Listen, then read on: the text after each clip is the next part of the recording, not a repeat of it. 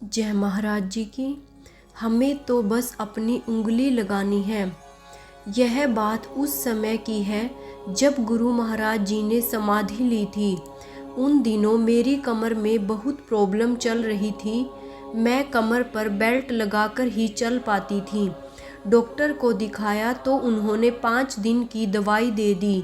Doctor ने कहा अगर इन 5 दिनों में आराम नहीं आया तो ऑपरेशन करना पड़ेगा। उन्हीं दिनों आश्रम में सभी सेवादारों को एक मीटिंग के लिए बुलाया गया। मेरी हिम्मत तो नहीं थी, लेकिन फिर भी मैं गई। मीटिंग से घर आकर मैं और अधिक परेशान हो गई।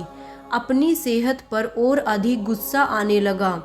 मैं मन ही मन खुद को कोस रही थी।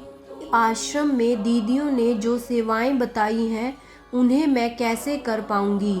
अगर आज मेरी तबीयत ठीक होती तो मैं भी उन सेवाओं में सबसे पहले होती। मैं अपने गुरु महाराज जी के लिए कुछ नहीं कर सकती। बस इसी चिंता को मन में लिए मैं अपने बेड पर ही साधना में बैठ गई। कुछ ही समय के बाद मुझे ऐसा लगा जैसे मैं द्वापर युग में पहुंच गई हूँ। जिस तरह द्वापर युग में जगत गुरु ने वृंदावन वासियों की रक्षा के लिए गोवर्धन पर्वत को उठाया था, आज एक बार फिर से गोवर्धन पर्वत उठाया जा चुका है। स्वयं गुरु महाराज जी ने एक विशालकाय पर्वत को उठाया हुआ है और हम सभी साधकों ने उसके नीचे अपनी अपनी उंगली लगाई हुई है। जो भूमिका द्वापर में कृष्ण के सखाओं ने निभाई, आज वही किरदार गुरु महाराज जी के साधक निभा रहे थे।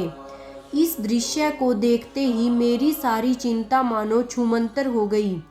इसके बाद मैंने एक और दृश्य देखा। गुरु महाराज जी समाधि से वापिस लौट आए हैं। उनके दर्शन पाने के लिए सारी संगत नूरमहल की ओर जा रही है। कोई गाड़ी में बैठा था, कोई बाइक से जा रहा था, कोई अपनी स्कूटर पर सवार था। एक मैं ही थी जो अकेले भागती हुई जा रही थी। इतना ही देखा और मेरा ध्यान टूट गया। साधना से उठते ही मैंने गुरु महाराज जी के स्वरूप के सामने हाथ जोड़ लिए। महाराज जी, मेरी ही सोच गलत थी। सब कुछ करने कराने वाले तो आप ही हैं।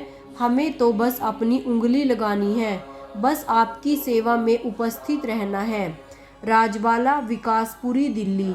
जय महाराज जी की। वो प्रकाशित देव सतगुरु अंधतम को जो मिटा दे, स्पर्श पाकर जीव जिनका जी उठे ज्ञान सुधा से। सतगुरु सानिध्य के बिन है असंभव ज्ञान पाना, है असंभव पथ पर चलना और परम गंतव्य तक जाना। है असंभव पथ पर चलना और परम गंतव्य तक जाना। जय महाराज जी की। भाइयों और बहनों, ऐसे ही दिव्य अति दिव्य अनुभवों का रोज आनंद लेने के लिए मेरे चैनल DJJS परिवार को सब्सक्राइब और वीडियो को लाइक और शेयर करना मत भूलिएगा। और कमेंट में ओम श्री आशुतोषाय नमः जरूर लिखिएगा। जय महाराज जी की। जय आशुपिता भगवान की।